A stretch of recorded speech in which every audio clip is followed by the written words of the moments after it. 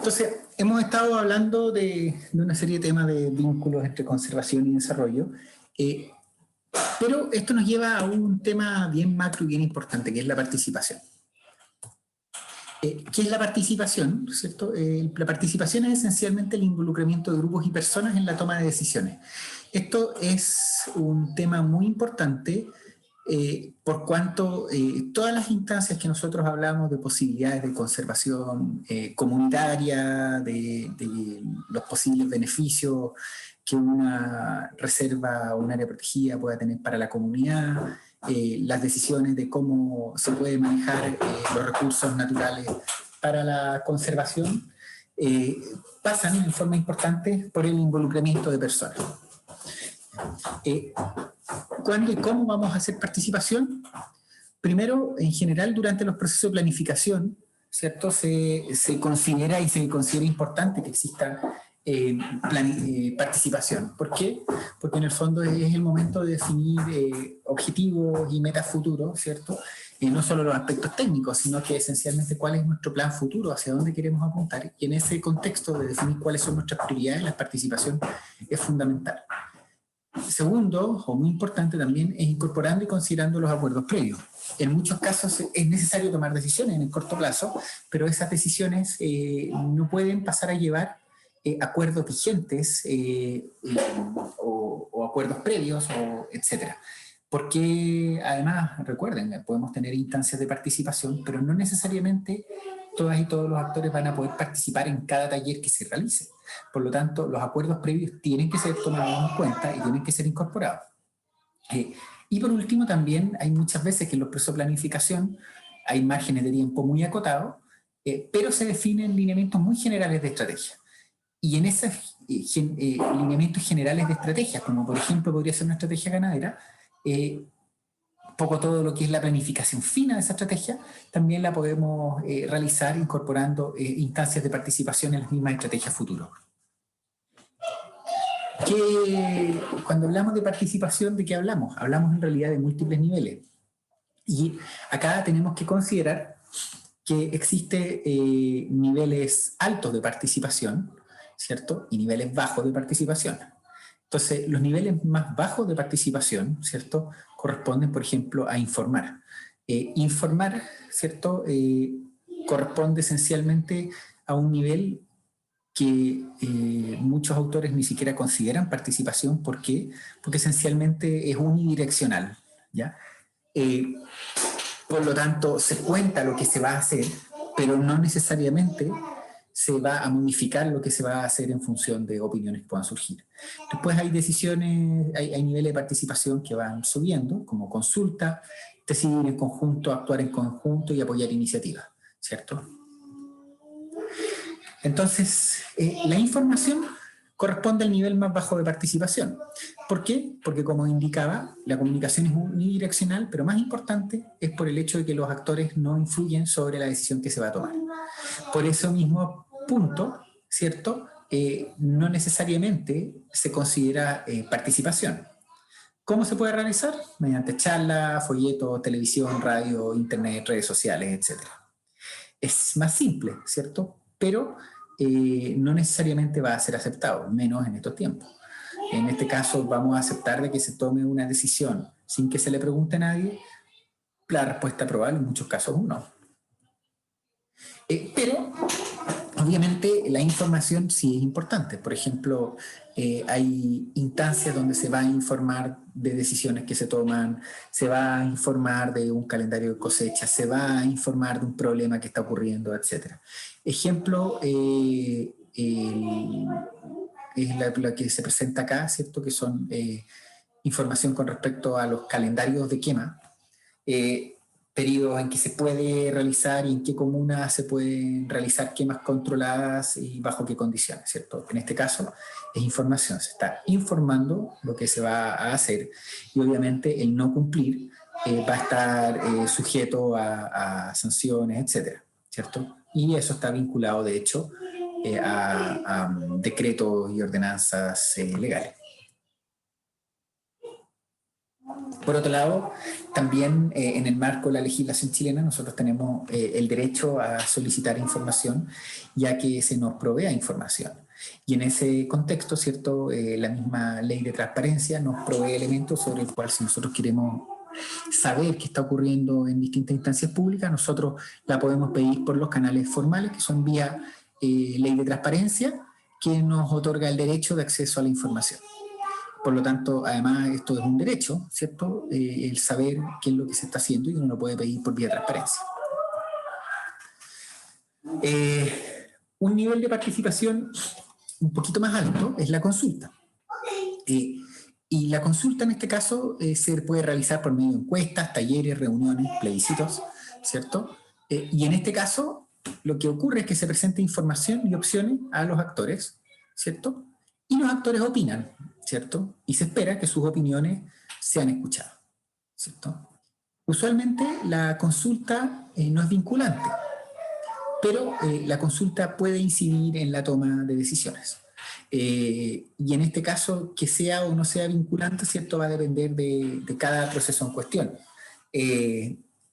Usualmente un proceso serio de consulta sí va a considerar las opiniones, ¿cierto? No es que se va a preguntar por cumplir. Si es que se va a preguntar por cumplir, mejor que no se haga, ¿cierto?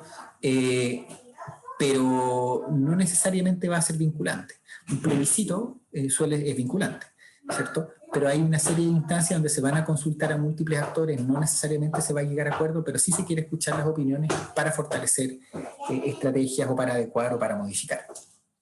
La consulta mejora la opción de tomar decisión correcta, pero tiene una dependencia importante, que es si es que entre las opciones que se presentan en la consulta está la opción adecuada.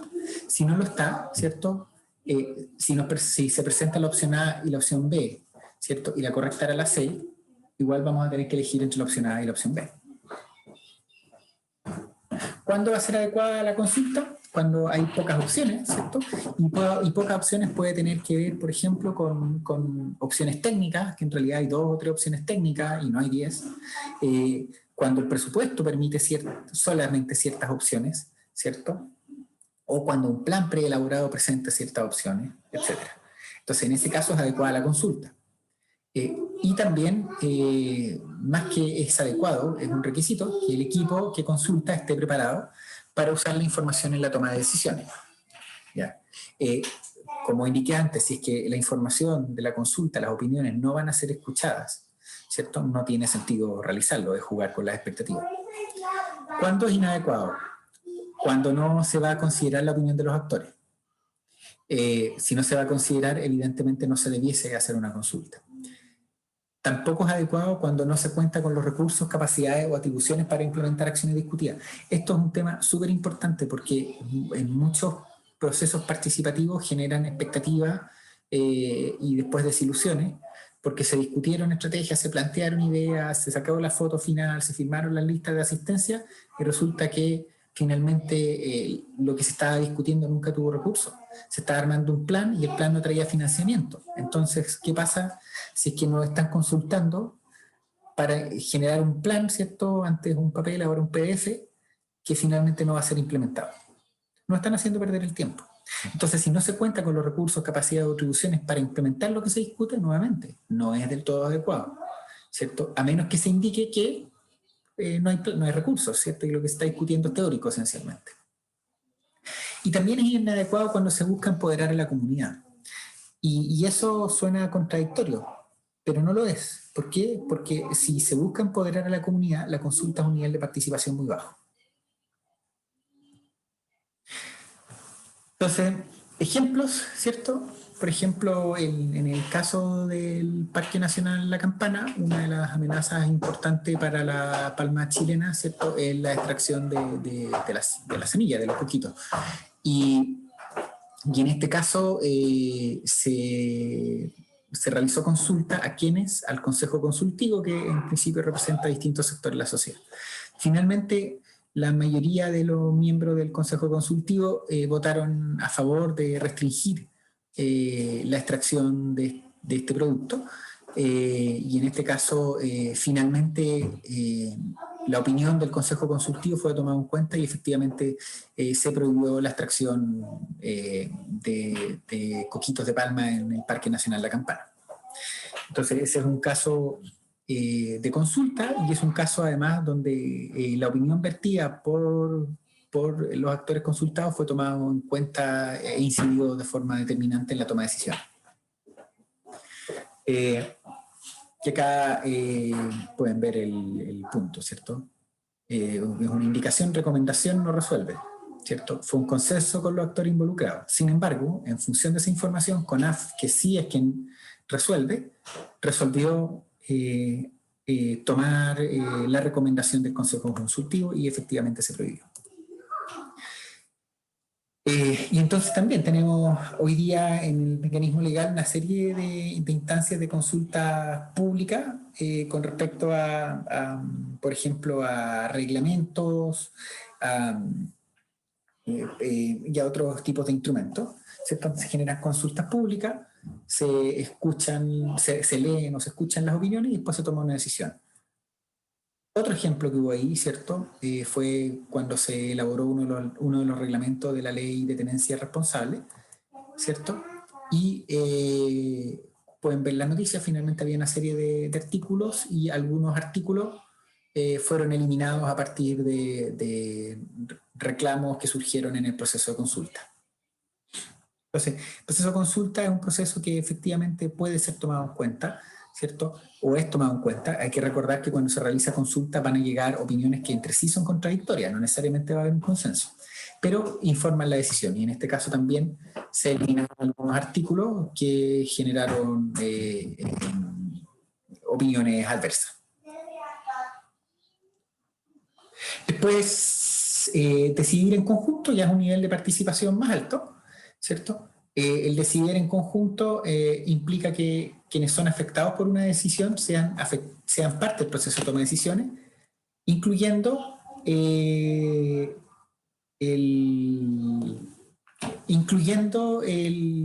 las decisiones finales. Entonces, pero, ¿cuál es la diferencia con nivel de participación mayor? La decisión es conjunta, pero la implementación no necesariamente recae en dichos actores. Es decir, pueden participar en conjunto en definir las políticas o un plan de un área protegida o algún plan local, ¿cierto? Pero sin embargo, el responsable final de implementar esa decisión no va a ser el actor que participa. ¿Qué tipo de instancia de participación involucra? Por ejemplo, talleres. Los análisis de actores son críticos porque esto requiere identificar correctamente a los actores clave. Y es muy adecuado cuando es necesario que las personas se apropien de las decisiones, es decir, que en el fondo no se vea como una decisión externa, sino que las personas sean parte de la decisión, por lo tanto también en ese sentido la hagan parte, la defiendan, ¿cierto? Etcétera. Entonces, esencialmente, cuando ya queremos eliminar esta lógica de una decisión top-down, esencialmente, también es importante cuando necesitamos ideas nuevas. Muchas veces los equipos de trabajo pueden ser muy buenos, pero siempre van a ser limitados. Hay contextos locales que pueden no conocer, hay escenarios que se desconocen. Y en ese contexto la decisión en conjunto permite generar nuevas ideas, pero también es importante que tiene que existir un tiempo acotado. Muchas veces tenemos procesos que son importantes, que eventualmente pueden requerir, se requiere que tengan planificación, pero ojo que de repente esta decisión hay que tomarla en 2 meses y un proceso por compromisos, por obligaciones legales o por otros motivos, y en ese caso, ¿cierto? Este tipo de procesos requieren un tiempo adecuado. Si el tiempo adecuado no existe, ¿cierto? Entonces no va a ser factible que ocurra todo lo demás. ¿Cuándo es inadecuado el decidir en conjunto? Cuando la capacidad de tomar decisiones es muy limitada, ¿cierto? Si es que realmente hay que decidir entre 2 opciones, ¿cierto? La realidad es que hay que decidir entre esas 2 opciones. Entonces, va a ser inadecuado cuando no existan alternativas. ¿Por qué? Porque nuevamente se van a generar falsas expectativas. Y también muy importante, cuando la implementación de las decisiones no depende de quienes organizan el proceso. nuevamente, porque se van a generar falsas expectativas. Actuar en conjunto ya es un nivel alto de participación. Implica compromiso a largo plazo y es esencialmente porque no se limita solo a planificar, sino que a implementar.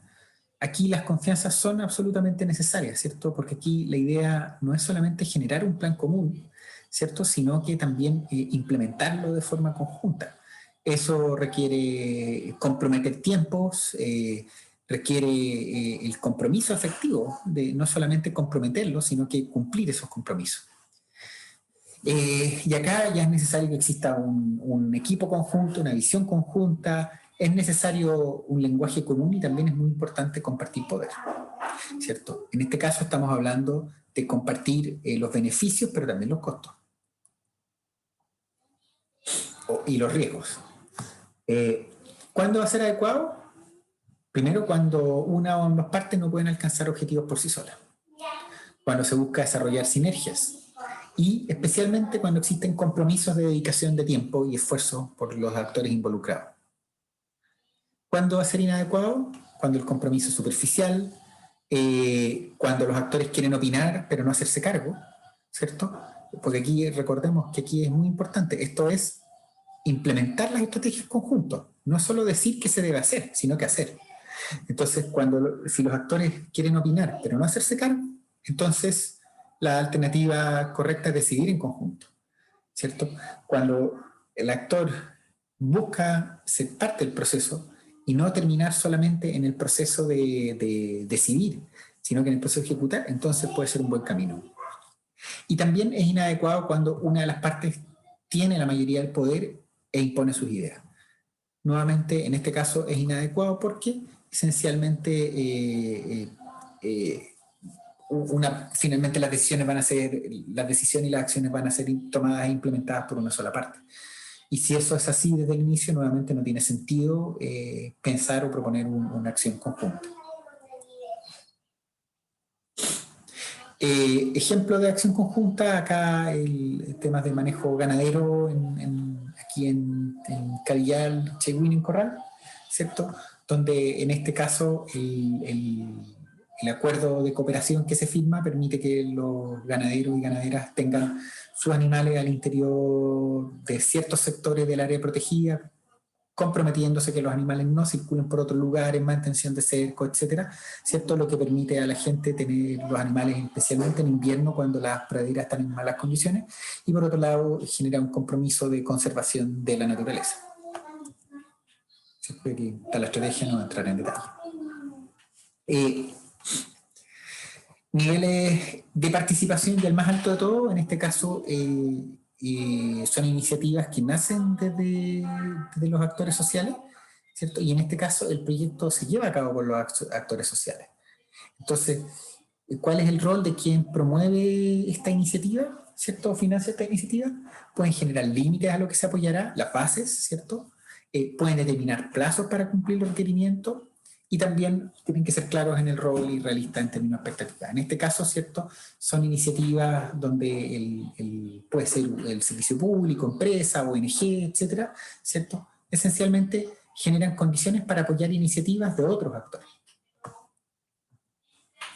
¿Cuándo va a ser adecuado? Cuando se quiere empoderar la comunidad.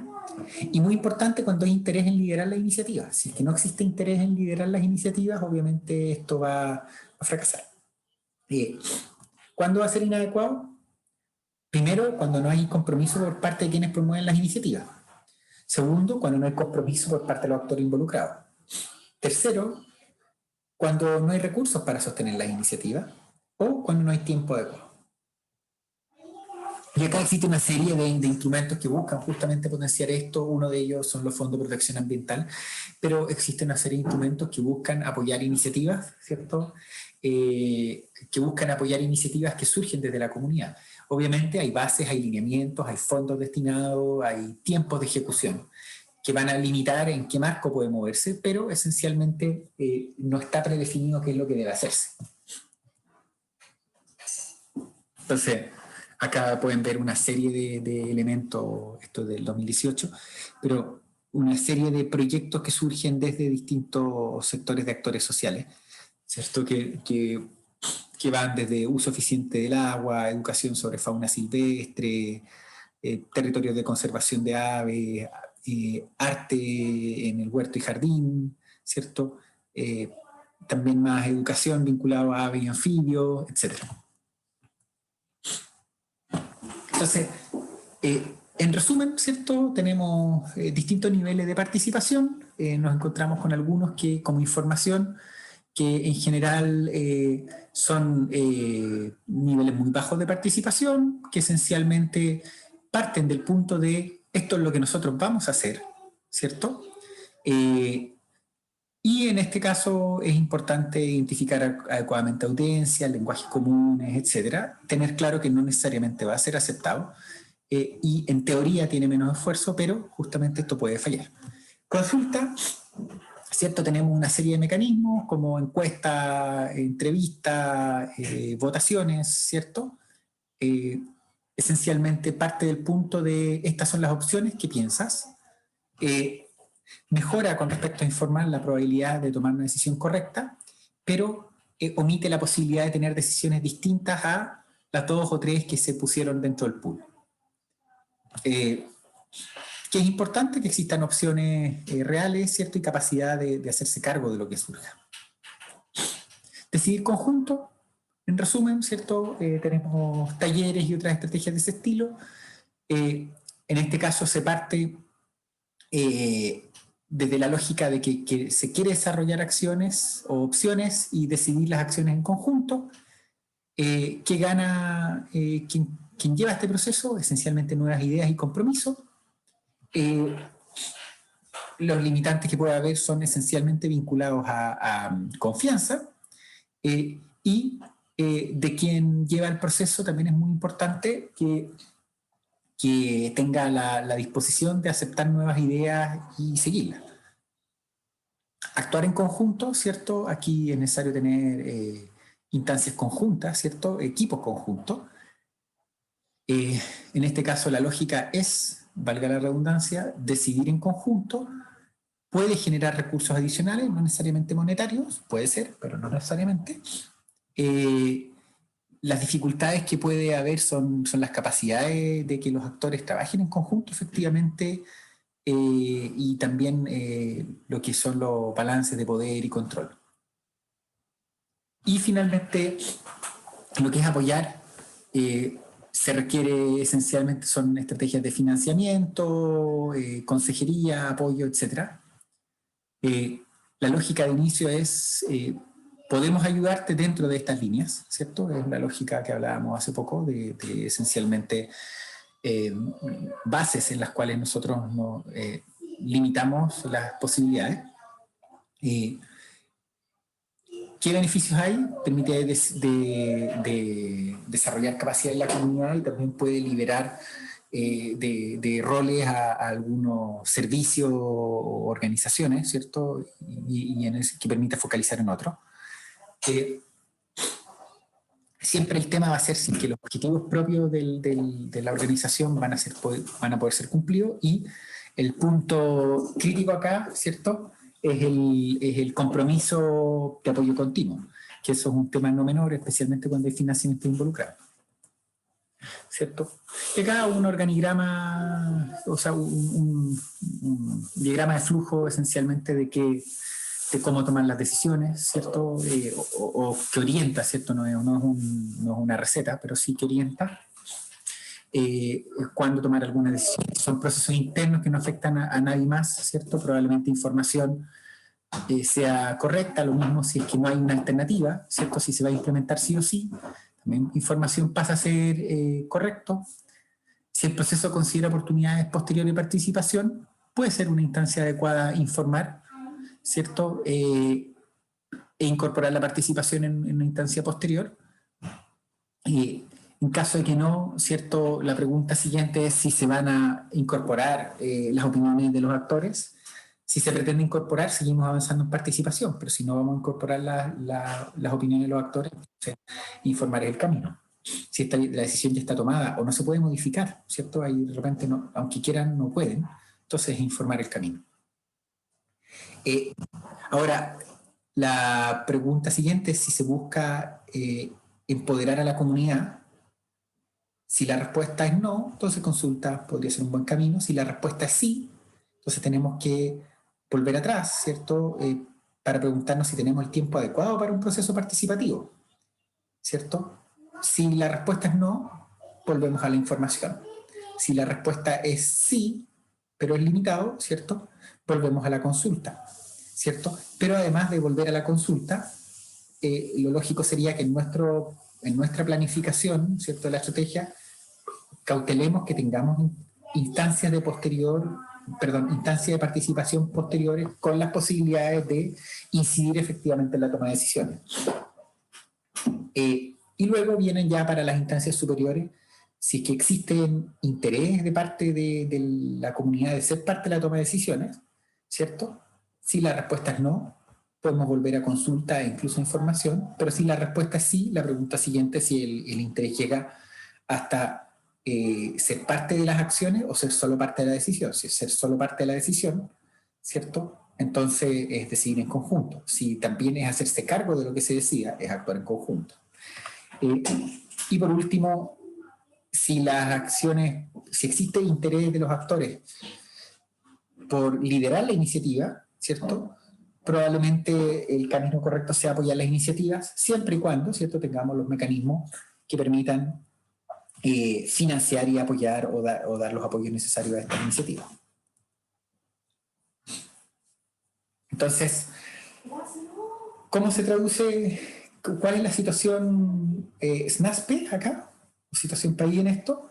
Vemos que información es un derecho que está incluido en la ley 20.500 de participación ciudadana, y en consulta, por otro lado, tenemos también algunas herramientas provistas por la ley 20.500 de participación ciudadana, pero también tenemos otras instancias que están los consejos de la sociedad civil, hay diálogos participativos, las normas de participación de CONAF, los consejos consultivos, que son niveles de consulta incluso más altos entre consulta.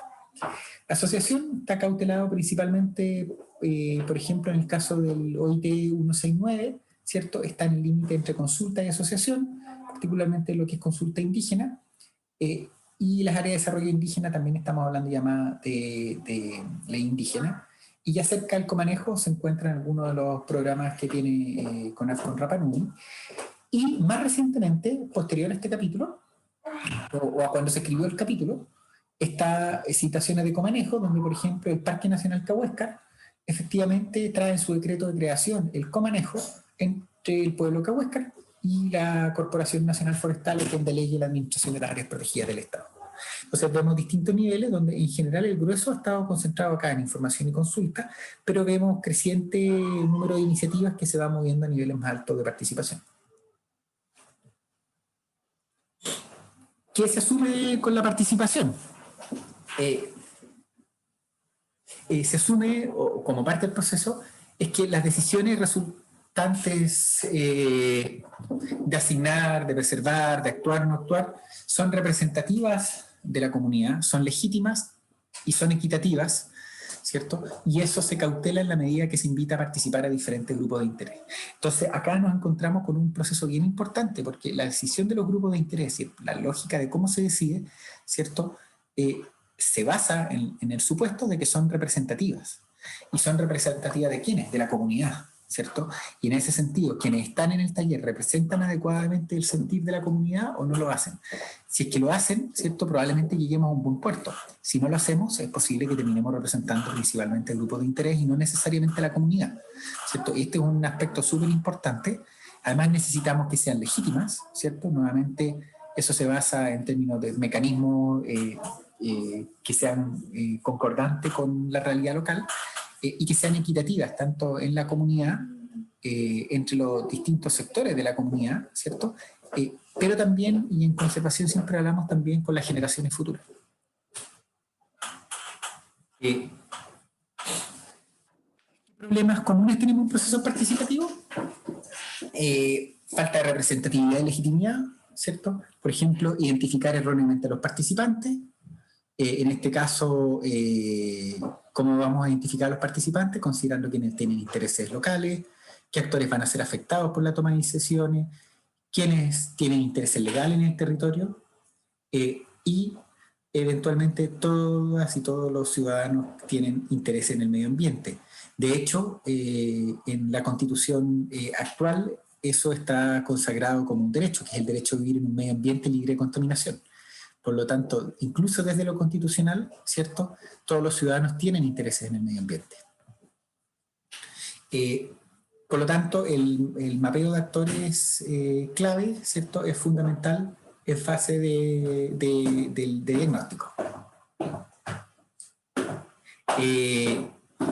¿Qué problemas podemos tener? Representatividad y legitimidad. Podemos tener conflicto de interés en algunos actores y problemas de representatividad, ¿cierto?, tanto de la comunidad como del interés público, de sectores que no participen porque no fueron convocados o eventualmente porque no tuvieron interés en participar, pero sin embargo son afectados por la toma de decisiones.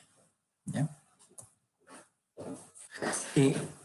Equitatividad también es un tema importante, y acá estamos hablando de balance de la consideración que se da a los distintos intereses, tanto de distintos grupos, cierto origen, género, edad, etc.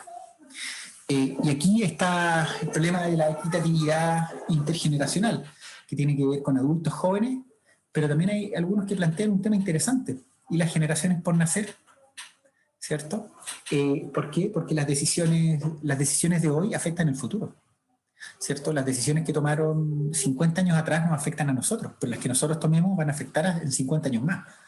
Por lo tanto, también aquí hay un tema importante de cómo las decisiones de hoy no hipotecan el futuro.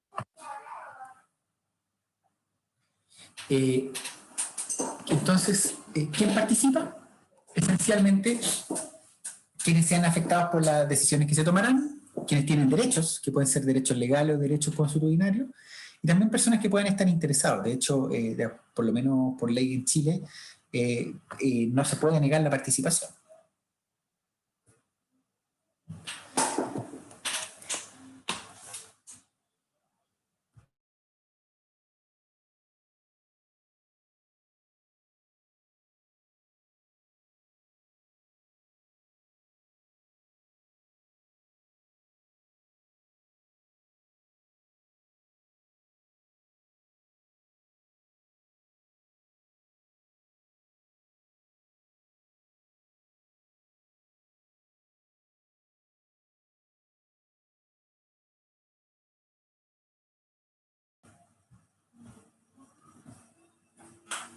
Un segundito, estaba...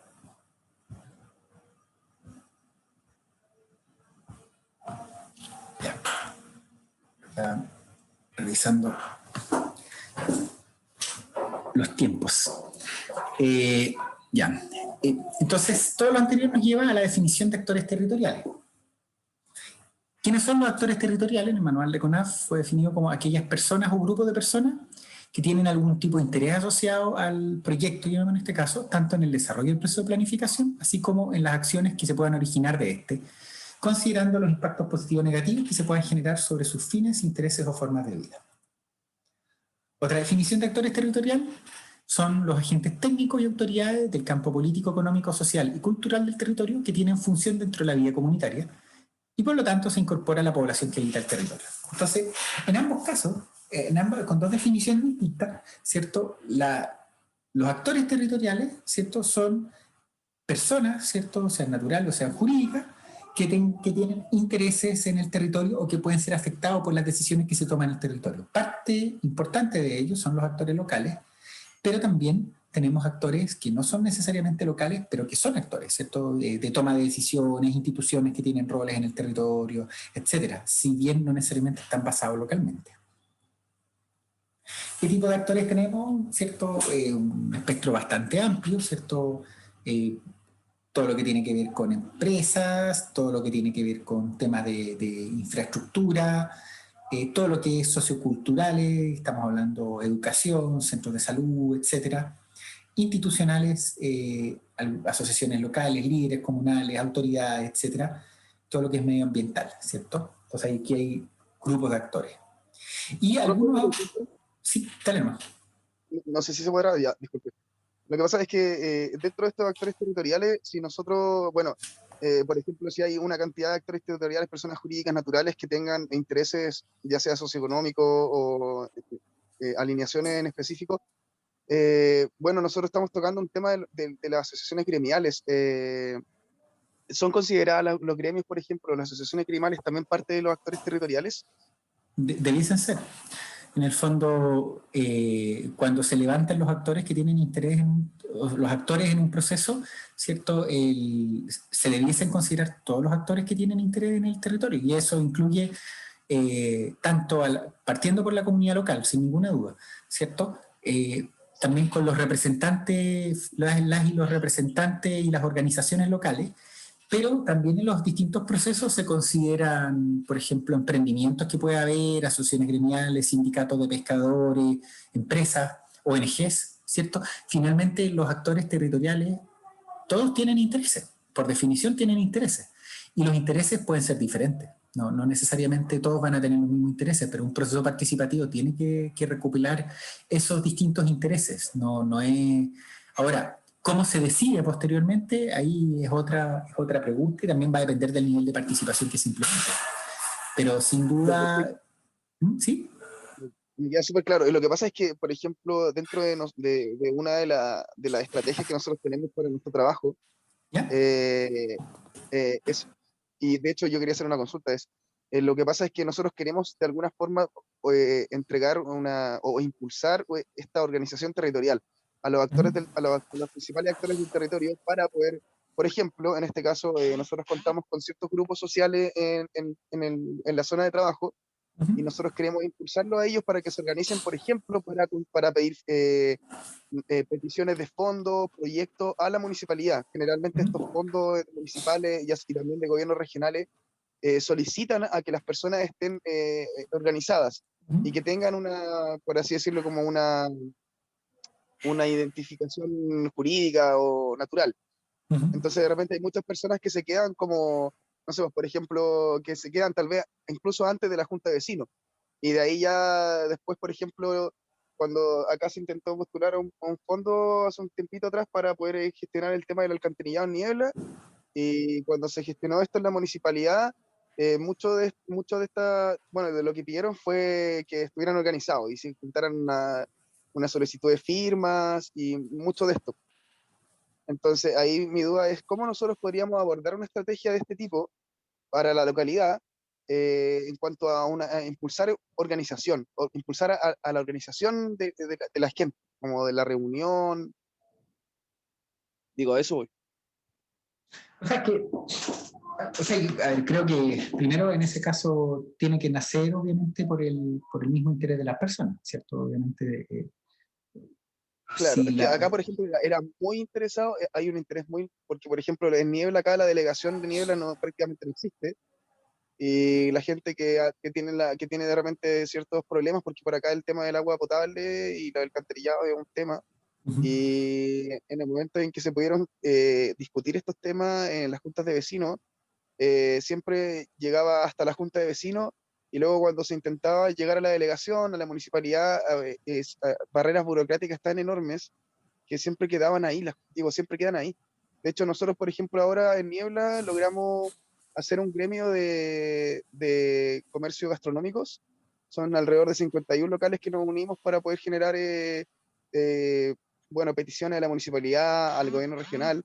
Pero, por ejemplo, cuando intentamos apoyar a este otro tipo de temáticas más dedicadas como al ámbito de infraestructura de Niebla, por así decirlo, como de las obras públicas de Niebla.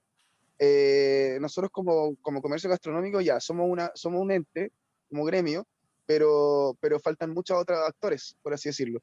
Y dentro de eso, ¿cómo nosotros podemos impulsar a la gente también? Claro, que pueda reunirse, que hay muchas personas que no lo saben, que no tienen ni idea ni conocimientos de que muchas de estas cosas se consiguen, claro, con la organización. Mira, creo que buena pregunta y no tiene una respuesta fácil. Yo, a modo personal, creo que la mayoría de esos casos pasan porque hay un liderazgo. Y en ese sentido, y los liderazgos tienen desgaste para quienes son líderes y lideresas, ¿cierto? Pero tienen que existir liderazgo. Hay personas que van a tener que asumir esa pega de impulsar. Porque es pega. Si estás en gremio, me imagino lo tienes bien claro, ¿cierto? Es pega, es echarse una carga encima, pero necesariamente los liderazgos siempre son importantes. Ahora, hay otras instancias que la van favoreciendo. Por ejemplo, hay una serie de procesos que han fomentado que existan agrupaciones formales, como por ejemplo los cambios en las normativas del acceso a recursos marinos, que es un poco el motor detrás de los sindicatos pescadores, ¿cierto? Porque las Claro, áreas de manejo se otorgan a sindicatos de pescadores o asociaciones indígenas. Por lo tanto, eso catalizó ese tipo de vías, los comités de agua potable rural, ¿cierto? Entonces también hay instrumentos eventualmente legales que lo pueden favorecer, pero aún así, ¿cierto? Cuando uno va a la cancha chica, te das cuenta que los sindicatos de pescadores efectivamente es un grupo de personas, pero hay un par de personas que asumen el liderazgo. Los claro. comités de agua potable también es un grupo de personas, a veces pueden ser más de 100 personas, pero, pero hay personas que asumen el liderazgo. Y Claro, asumir siempre el hay liderazgo también procedimientos. implica asumir la crítica, Mm. ¿cierto? Entonces creo que el liderazgo siempre es muy importante y en eso eh, sí pasa a ser necesario, ahora si uno lo piensa como estrategia, pensando en lo que Claro, sí. plantea, y pensando en este caso ya no como una parte de la comunidad, pero poniéndose en el, o sí, sí es parte de la comunidad, pero poniéndose en el lugar de una ONG o de un servicio público, ¿cierto? Puede ser una pega de la municipalidad. Eh, Probablemente ahí va a haber un tema de generar capacidades, instancias informativas, explicar los mecanismos que están involucrados para poder avanzar en esta dirección, porque efectivamente puede ser que en algunos casos no se formen las agrupaciones por desinterés, pero en muchos casos también ocurre por el hecho de no conocer lo que se puede lograr, Sí, de ¿cierto? hecho, totalmente. De hecho, nosotros acá, por ejemplo, el otro día cuando se generó esta asociación, hubieron hartos locales que, bueno, que recibieron un monto de la municipalidad, que fue harto, un fondo bien grande, que ayudó a muchos locales de por acá del sector y que la gente, bueno, que muchas personas cuando les llegó el dinero no tenían ni idea de por qué, cómo, y fue algo que al final de cuentas se gestionó desde esta instancia, pues. Claro. Sí, es que sí, pasa por ahí, po. Pero es necesaria Mm. la información, pero los liderazgos siempre tienen que estar. Y ahí eso es un costo, ¿cierto? Lo vemos en otras instancias, incluso políticas. Al Sí, final, de pues, repente, independiente de las opiniones, pero claro, uno no se siente representado en muchos casos, pero a veces falta el que dice, bueno, yo no me presento, ¿por qué no me presento? ¿Cierto?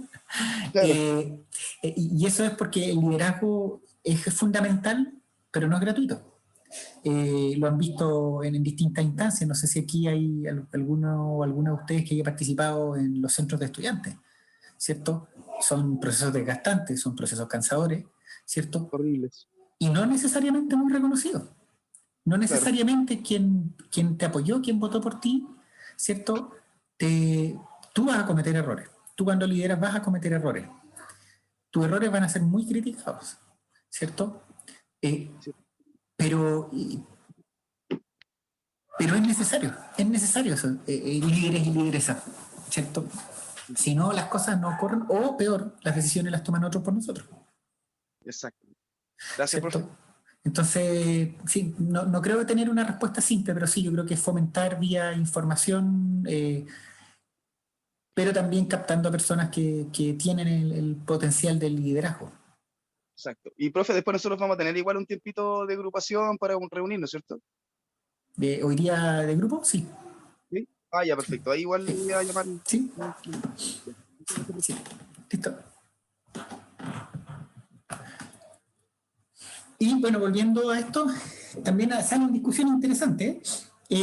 Acá hay un trabajo con un ex rector de la universidad y ex candidato presidencial, que es Magnif, que planteaba qué pasa en la participación y en la representación por aquellos seres no humanos.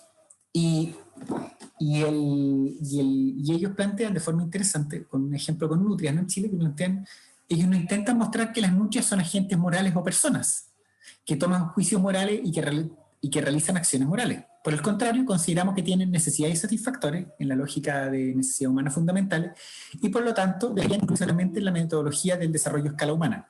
Además, las nutrias tienen una participación directa, es decir, son partes interesadas, actores en el conflicto ambiental. Y sí, de acuerdo, probablemente es muchísimos pasos más allá, pero cuando hablamos de procesos de conservación y desarrollo local, ¿cierto? Se habla de las distintas representaciones y uno pregunta, ¿cierto?, en estos actores interesados, ¿cierto?, que el alerce podríamos considerar que la nutria o el pudú o el huillín o el zorro chilote tienen interés en el territorio claramente, ¿cierto? No son, de acuerdo que no son personas, pero la pregunta es cómo los representamos. Y eso también es una pregunta interesante porque el balance de las acciones puede ser distinto, ¿ya?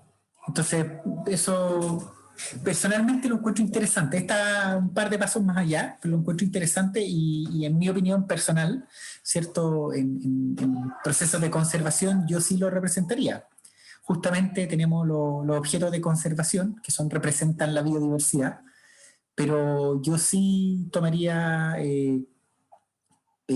personas que, comillas, representen en términos a esos objetos de conservación en las distintas instancias, que puedan, especialmente personas que sean locales o de la academia o de ONG, pero que conozcan las necesidades de forma tal que cuando se discuta, ¿cierto?, también podamos hablar efectivamente con entendimiento de chuta, sí, pero dentro de esto hemos priorizado al chungungo, ¿cierto? Y el chungungo requiere A, B, y C y D, ¿cierto? Y en la decisión esto tenemos que considerarlo. Obviamente es un punto más allá, pero si estamos hablando de integrar desarrollo local con conservación, la pregunta es cómo representamos las necesidades de los seres no humanos en los procesos de toma de decisión de conservación.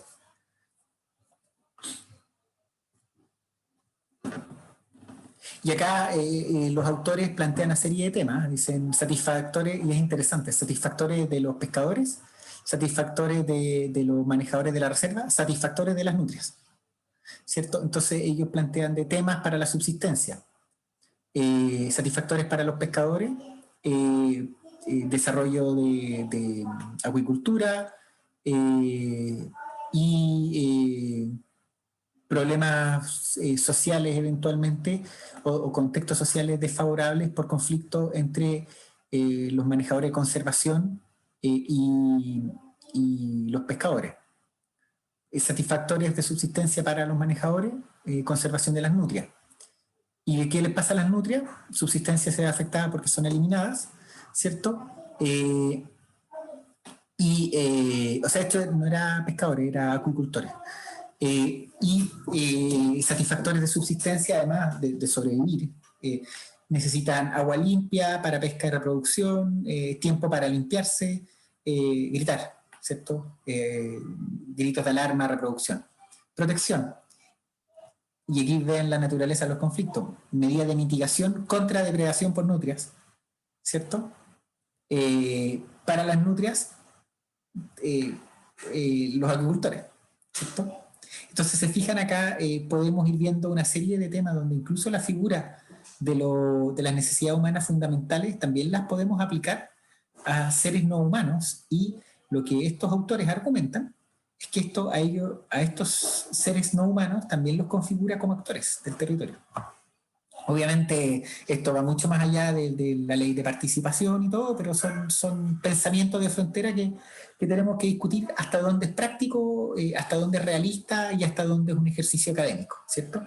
Pero que hasta un cierto punto es un tema que podemos incorporarlo y tenemos los elementos para incorporarlo por vía de representantes, ¿cierto? Obviamente no vamos a tener a un chungungo sentado en un taller, pero sí podemos tener a alguien que conozca esta especie, ¿cierto? O la que quieran, ¿cierto? Y que en el fondo pueda representar qué cosas los van a afectar, qué decisiones van a ser favorables, qué decisiones van a ser desfavorables.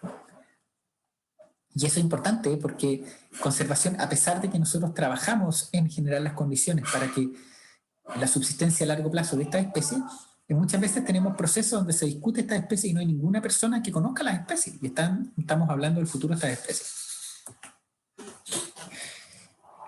En lo legal, en Chile contamos con la ley 20.500 sobre participación ciudadana, y acá hay un par de temas fundamentales. Primero, todas las personas tienen derecho a asociarse libremente para la consecución de fines lícitos, y por otro lado, es un deber del Estado promover y apoyar las iniciativas asociativas de la sociedad civil. Entonces, también volviendo a la consulta de Nicolás, ¿cierto? Justamente hay un deber del Estado también en esto. Ahora, el cómo no es definido por la ley, pero el Estado tiene un deber en este contexto. Y también, volviendo a lo anterior, nadie puede ser obligado a constituir una asociación ni a integrarse o permanecer en ella. La afiliación es libre, personal y voluntaria. Entonces, a nosotros no nos pueden obligar a participar en un determinado grupo, ¿cierto? O a ser parte de un partido político, etc. Y lo mencioné antes, el poder participar en las políticas del Estado, planes, programas, acciones, y en este caso podemos hablar un plan de manejo también, es un derecho de las personas poder participar, ¿cierto?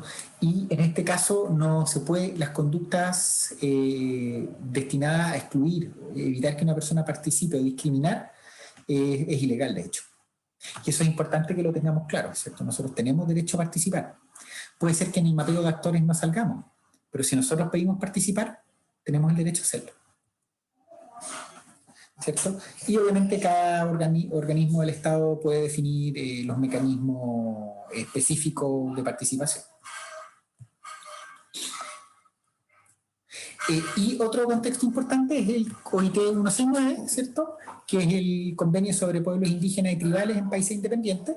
Y en este caso, los pueblos interesados tendrán el derecho de decidir las propias prioridades en lo que atañe a desarrollo, en la medida que esto afecte sus vidas, creencias, instituciones y bienestar espiritual y las tierras que ocupan o utilizan de alguna manera, y de controlar su propio desarrollo económico, social y cultural. Además, dichos pueblos deberán participar en la formación, aplicación y evaluación de los planes y programas de desarrollo nacional y regional susceptibles de afectarles directamente, ¿cierto? Esto es un punto tremendamente importante, que es el derecho de los pueblos originarios, ¿cierto?, a decidir sobre lo que los afecta. Y en ese contexto, todo decisión administrativa, incluyendo los planes de manejo que afecta a pueblo originario, tiene que ser sometido a un instrumento que es la consulta indígena, ¿cierto? El convenio OIT también consagra el derecho de los pueblos originarios a los recursos naturales que están presentes en sus tierras, ¿cierto? Y esto implica el derecho de los pueblos a participar en el uso, administración y conservación de dichos recursos. Como les contaba, el plan de manejo del parque, perdón, no el plan de manejo, el decreto de creación del Parque Cahuéscar es el primero que consagra, ¿cierto?, la participación formal desde la creación de un parque en la utilización, administración y conservación de los recursos del Parque Cahuéscar. Entonces eso es un avance reciente, ¿cierto? Esto, hasta la creación del Parque Cahuéscar, esto no existía en Chile a nivel de las áreas protegidas al punto del decreto de creación. Sí hay otras instancias, pero no en el decreto de creación. Los gobiernos deben, y destaco el deben en rojo porque no es una opción, ¿cierto?, consultar a los pueblos interesados mediante procedimientos apropiados y en particular a través de sus propias instituciones representativas, cada vez que se prevean medidas que los afecten de forma directa. Y se fijan medidas legislativas, ¿cierto? Esto afecta a las leyes, y administrativas. Entonces los planes de manejo, ¿por qué los afectan? Porque es un camino administrativo. Y establecer medios por los cuales los pueblos interesados puedan participar libremente, al menos en la misma medida que otros sectores de la población, ¿cierto? Entonces se cautela por el hecho de que esencialmente no exista discriminación hacia los pueblos originarios en la posibilidad de participar en los procesos de toma de decisión. Entonces, crea la obligación de consultar, pero además plantea que los mecanismos de participación no pueden ser inferiores al del resto de la población. Y también cautela el que se establezcan medios, ¿cierto?, para el pleno desarrollo de las instituciones e iniciativas de los pueblos originarios.